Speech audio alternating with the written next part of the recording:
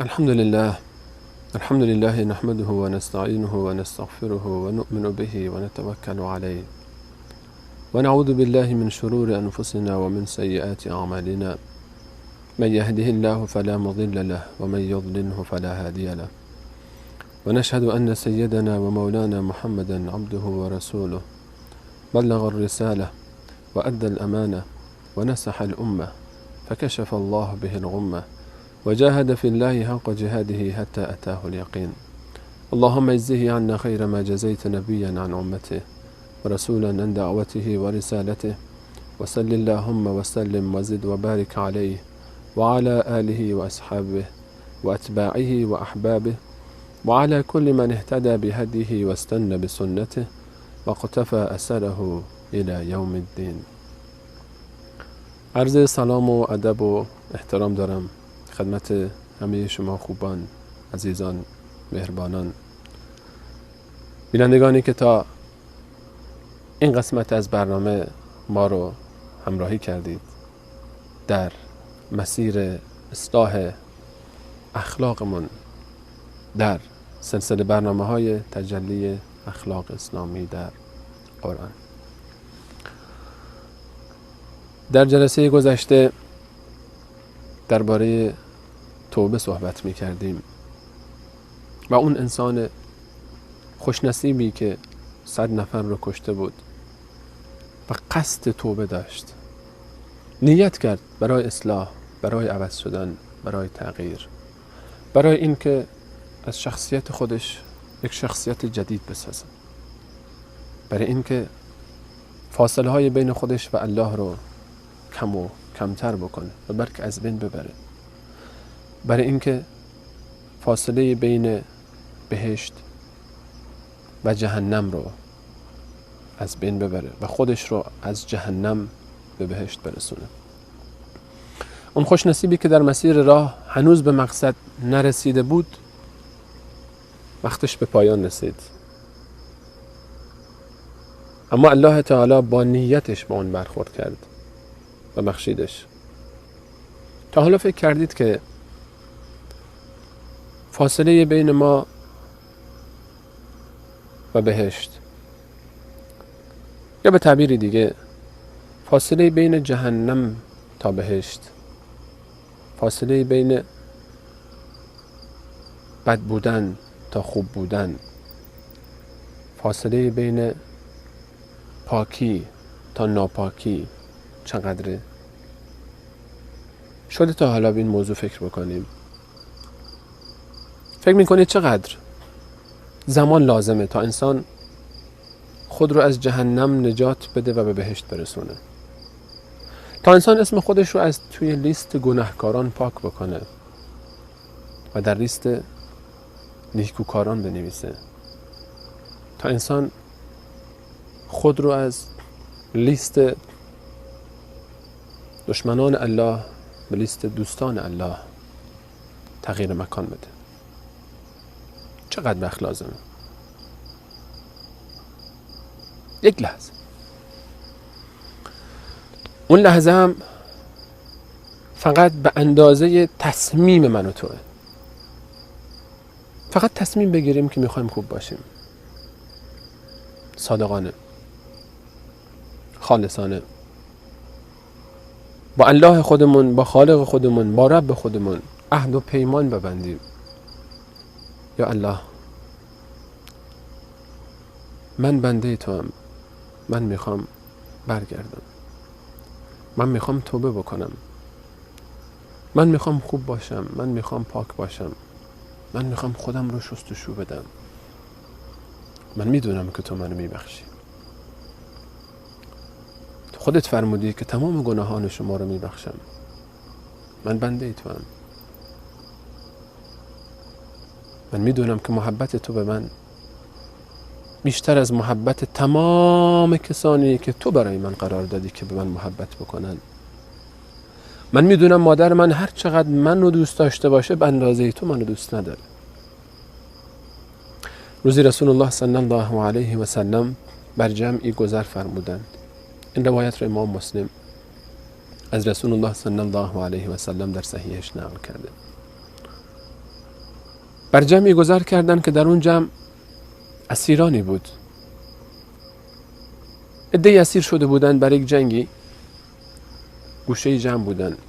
در بین این اسیرها خانمی بود. ایشون هر بچه‌ای رو که میدید، هر طفل شیرخواری رو که میدید، به خاطر محبتی که به فرزندان و فرزند خودش علل خصوص داشت، اون طفل رو در آغوش میگرفت، میبوسید و به اون شیر میداد، چه طفل خودش چه طفل دیگری رو. رسول الله صلی الله علیه و سلم وقتی این منظره رو مشاهده فرمودند، خطاب به یاران فرمودند آیا شما فکر میکنید که این زن این بچه خودش رو در آتش بندازه؟ دقت کنید عزیزان، این جملات رو با تمام وجودتون گوش بکنید، با قلبتون گوش کنید، خودتون رو بگذارید. در این معرکه، در این اتفاق، یک زنی از روی محبت طفلی رو در آغوش فشار داده و داره به شیر میده و محبت میکنه. پیامبر امت رحمت للعالمین خطاب به اصحاب خود میفرماید آیا شما باور میکنید، آیا این در ذهن شما میگنجه که یک روز این زن فرزند خود رو آتش بندازه؟ آیا همچین چیزی امکان داره اصلا؟ اصحاب عرض کردن یا رسول الله، ما هرگز همچین چیزی رو گمان نمی کنیم، امکان نداره. این زن چگونه این فرزند رو با این همه محبت به آتش خواهد انداخت؟ رسول الله صلی الله علیه و سلم فرمود لله احب لله ارحم بعباده من هذه المرأة بولدها. الله به بندگان خودش محبت بیشتری داره نسبت محبت این زن فرزندش. الله بیشتر از مادر من تو رو دوست داره. الله بیشتر از عزیزترین دوستان من تو رو دوست داره. الله که اینها رو برای من تو قرار داده. آیا کسی هست که بیشتر از الله من تو رو دوست داشته باشه؟ مگه صفت ارحم الراحمین مخصوص الله نیست؟ کی ارحم الراحمین؟ الله است یا کسی دیگری؟ الله ما رو دوست داره. الله بنده های خودش رو دوست داره و چقدر خوشحال میشه وقتی که بنده بر میگرده به سوی او، یک قدم بر میداره. و رسول الله صلی الله علیه و سلم فرمود، الله میفرماید هرگاه بنده من به سمت من یک وجب نزدیک بشه، من با اندازه یک ساعت به سمتش نزدیک میشم. وقتی اون یک ساعت به سمت من نزدیک بشه، من به اندازه 2 ساعت به اون نزدیک میشم. وقتی اون به سمت من حرکت بکنه، من دوان به سمت اون حرکت خواهم کرد با سرعت. الله تعالی توبه بندگان خودش رو دوست داره. رسول الله صلی الله علیه و سلم بنا به روایتی که باز هم امام مسلم نقل فرمودن، خطاب به امت خودش، خطاب به یاران خودش، خطاب به فرزندان خودش فرمود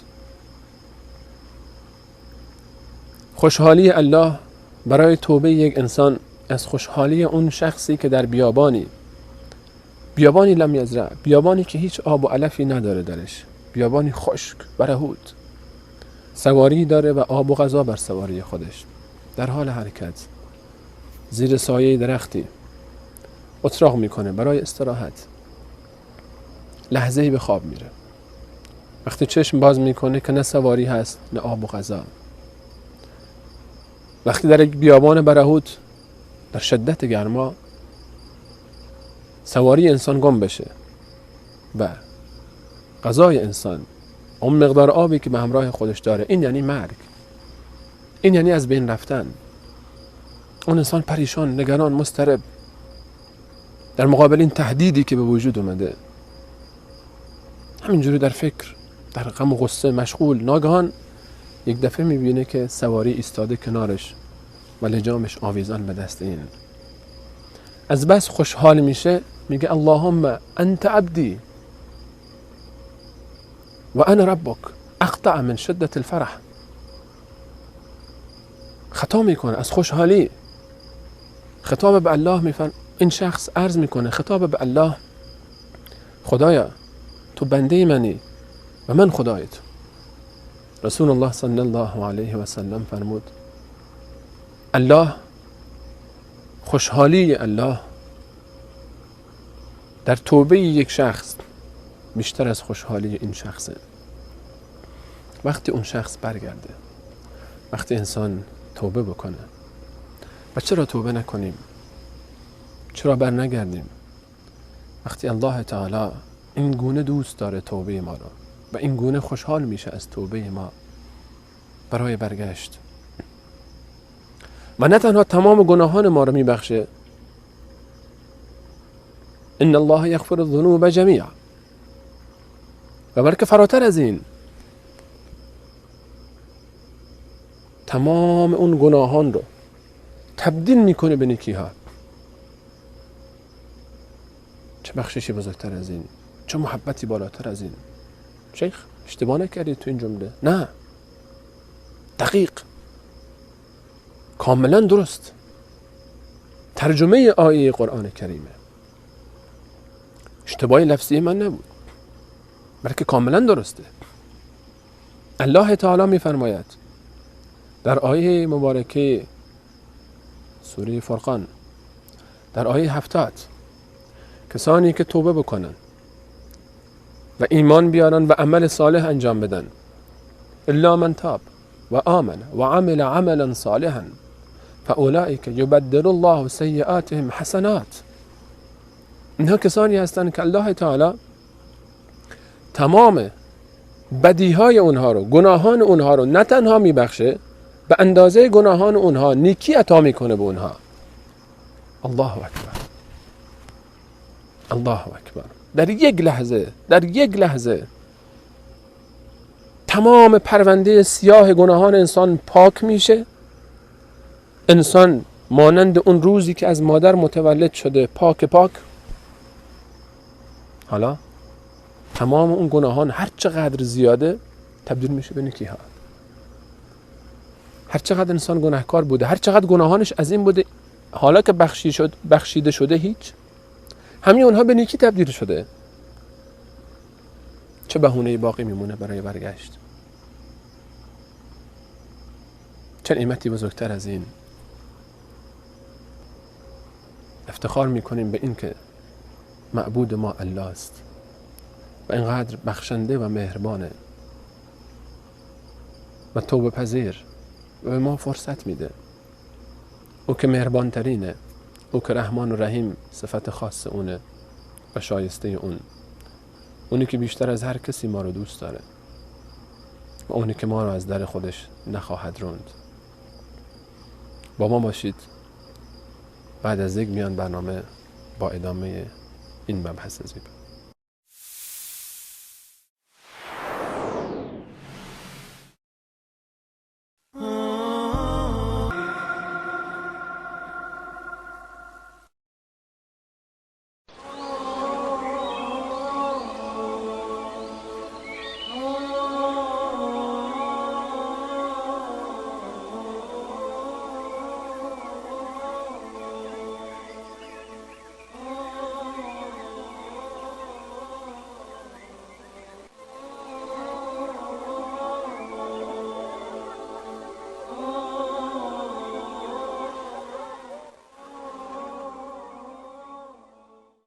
با عرض سلام مجدد خدمت همه شما بزرگواران و عزیزان گرانقدر.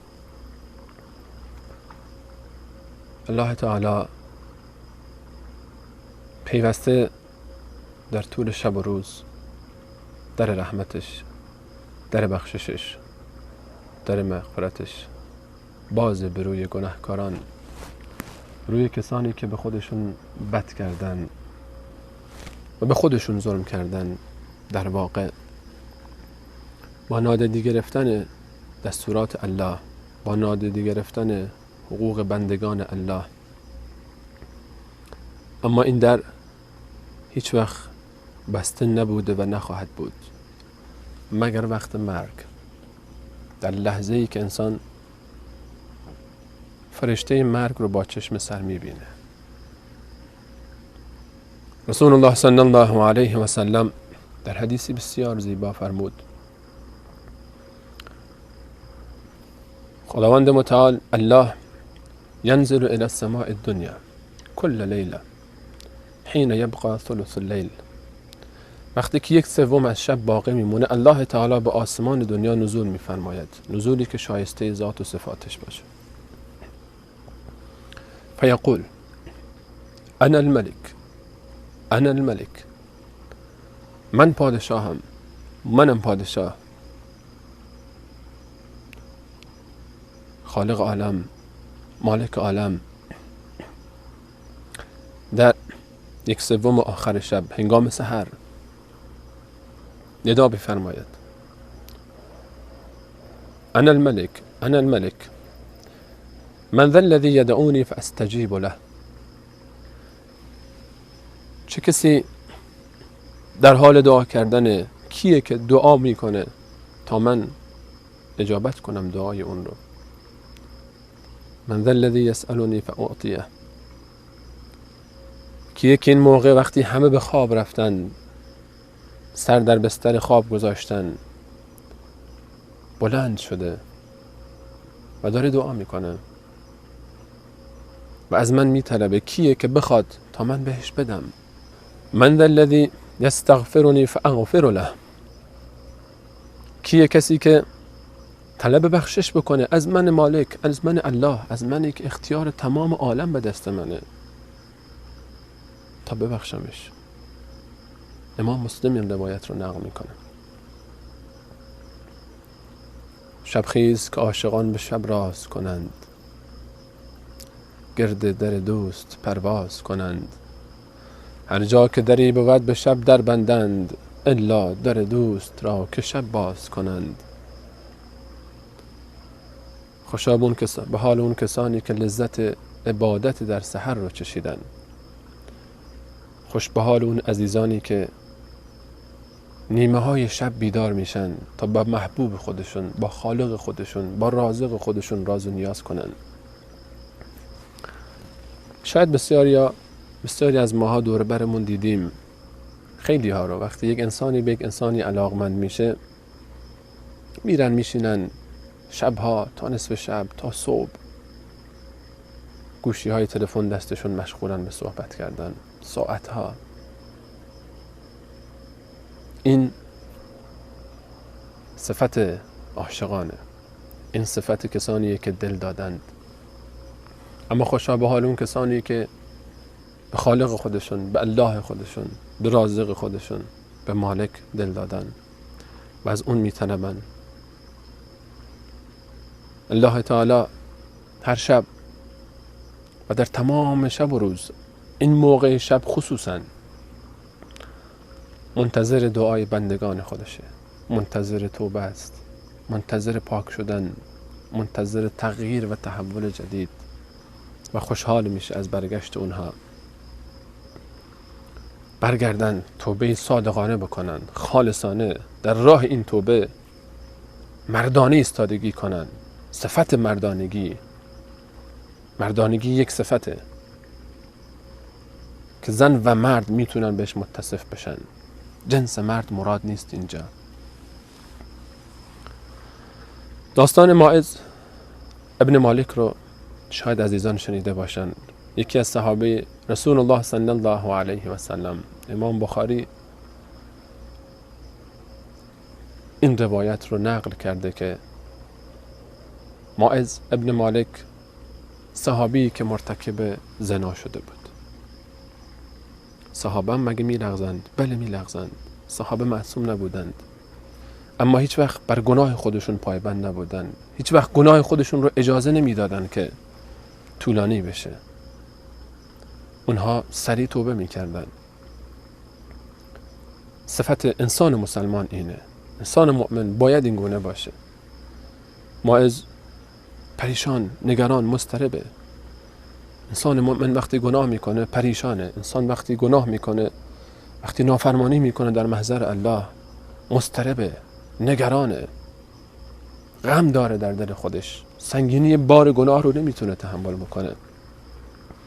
ماعز به محضر رسول الله صلی الله علیه و سلم آمده. در مدینه گناه کرده، در مدینه معصیت کرده.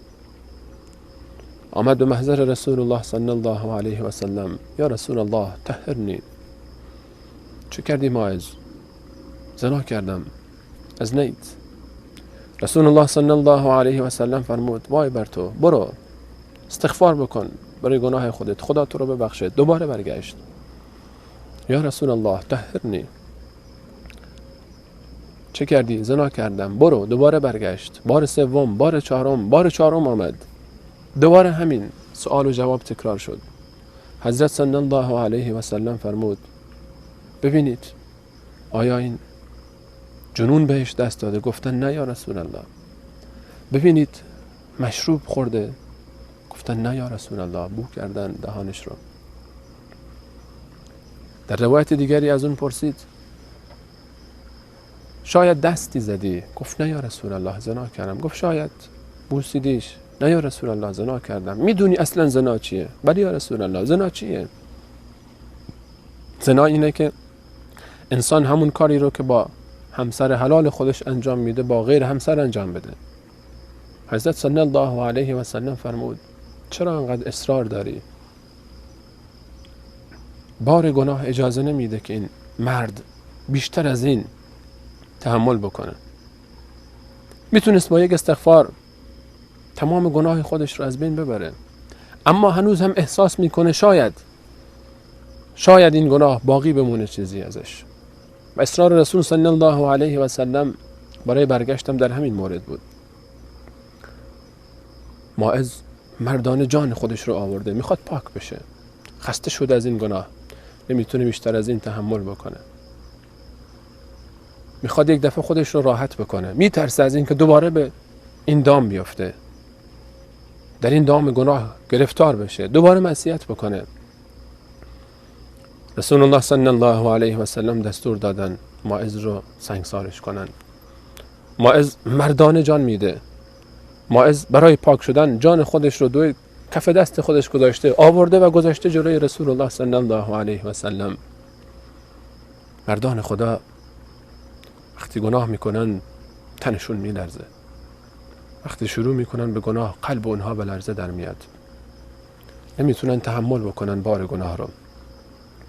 گناه با انسان کاری میکنه که انسان از ذات خودش متنفر میشه، انسان انسانیت خودش رو گم میکنه. گناه انسان رو از بین میبره، گناه انسان رو به قعر جهنم فرو میبره، گناه انسان رو از پرتگاه به ته دره میفرسته. ماعز آماده است. ماعز سنگسار شد. در زیر حمله سنگ ها ماعز جان داد، بلکه ماعز خودش رو پاک کرد. ماعز جنگ سنگ ها رو بر خود خرید تا بار گناه خودش رو آسان بکنه، بار سنگ ها رو بر وجود خودش قبول کرد تا بار گناه پاک بشه. عده‌ای گفتن به بدترین حالت مرد. شخصی گفت توبه‌ای بهتر از این. خودش با دست خودش آمد پیش رسول الله صلی الله علیه و سلم که پاک بشه. چند روزی گذشت، 2 روز یا 3 روز. رسول الله صلی الله علیه و سلم در محفلی نشسته بودن، فرمودن برای برادرتون ماعز دعا کنید، خداوند اون رو ببخشه. گفتن خداوند ببخشد ماعز رو. حضرت فرمود دقت کنید عزیزان، این جمله رو، این توبه چقدر توبه عظیمی بود. رسول الله صلی الله علیه و سلم فرمود ماعز توبه‌ای کرد که اگر لو قسمت بین الامه لوسعتها. والله تاب توبة لو قسمت بین الامه لوسعتها. اگر این توبه در بین یک امتی تقسیم میشد براشون کافی بود. لوسعتها، کل اونها کافی بود. اگر یک جمعی با توبه ماعز همراه میشدن همه بخشیده میشدن. و از اون طرف اون زنی که طرف دیگه این گناه بود، زن غامدی، اون هم آمد و اون هم جان خودش رو در طبق اخلاص گذاشت، در پیشگاه الله توبه کرد. حامله بود، رسول الله صلی الله علیه و سلم فرستادنش تا وضع حمل بکنه. بعد از وضع حمل یکی از انصار فرزند اون رو، کفالتش رو به عهده گرفت و بعد از حدود 9 ماه باز هم این زن آمد و جان خودش رو برای توبه خالصانه از دست داد و بلکه جان خودش رو به دست آورد. تعبیر درست‌تر اینه، ماعز جان خود رو از دست نداد، بلکه جان خودش رو خرید، جان خودش رو نجات داد. جانش از بین نرفت بلکه نجات پیدا کرد. اون زن جانش از بین نرفت بلکه جان خودش رو دوباره احیا کرد در دنیای دیگه، در زندگی جدید خودش. این توبه های خالصانه است. حتی اگر کسی زنا هم بکنه، سنگسار هم نشه، هیچ الزامی نیست کسی حتما بره و اعتراف بکنه و سنگسار بشه. استغفار، یک گوشه خانه خودش با خدای خودش خلوت بکنه، سر به سجده بگذاره و توبه بکنه و از خدا معذرت بخواد، بخشش طلب بکنه، بخشیده خواهد شد. این روایت ماعز رو صحیحین بخاری و مسلم نقل کردن. روایت دیگری رو باز هم مسلم نقل میکنه که صحابی به نام عبدالله که دور بریها اون رو حمار صدا میکردن. بعضی وقتا عرب ها صفت حمار رو، یعنی درازگوش، الاغ، به انسان ها هم خطاب میکردن به خاطر زورش، قدرت زیادی داشت، مانند کسانی که شیر رو نسبت میدن انسانی رو به شیر، نه به خاطر وحشیگریش، به خاطر قدرتش. این انسان بسیار مزاح میکرد. یک بار مشروب خورد، آوردنش حد خورد، تنبیه شد، دوباره مشروب خورد، دوباره تنبیه شد، چند بار تکرار کرد تا اینکه یک روزی یکی از صحابه گفت لعنت به تو، لعنت کرد این شخص را. رسول الله صلی الله علیه و سلم فرمود لا تلعنه، لعنتش نکن، والله ما علمت انه يحب الله و رسول. به خدا قسم اون چیزی که من از این مرد سراغ دارم اینه که اون الله و رسولش رو دوست داره. من، شمای بیننده، الله و رسول رو دوست داریم و الله رو شاهد میگیریم برای محبتمون که ما الله و رسولش رو دوست داریم. از الله میخوایم که ما رو مغفرت بکنه، ما رو ببخشه. گناه کردیم، به گناه خودمون معترفیم. این فرصت های طلایی که در اختیار ماست، اینها رو از دست ندیم و قبل از مرگ به فکر توبه‌ای باشیم، چرا که توبه هنگام مرگ دیگه قابل قبول نیست. این بحث ادامه خواهد داشت در برنامه بعدی. با ما همراه باشید تا در برنامه بعد درباره صفات توبه خالصانه، چه توبه‌ای واقعا پذیرفته میشه، ویژگی های یک توبه خالصانه چه صفاتی باید داشته باشه و فواید توبه در دنیا قبل از آخرت و گردنه های مشکلی که سر راه ماست، دستاندازهایی که سر راه توبه وجود داره، با هم بیشتر صحبت بکنیم. ما رو از دعای خیر خودتون در این ایام مبارک فراموش نکنید. و آخر دعوانا ان الحمد لله رب العالمین.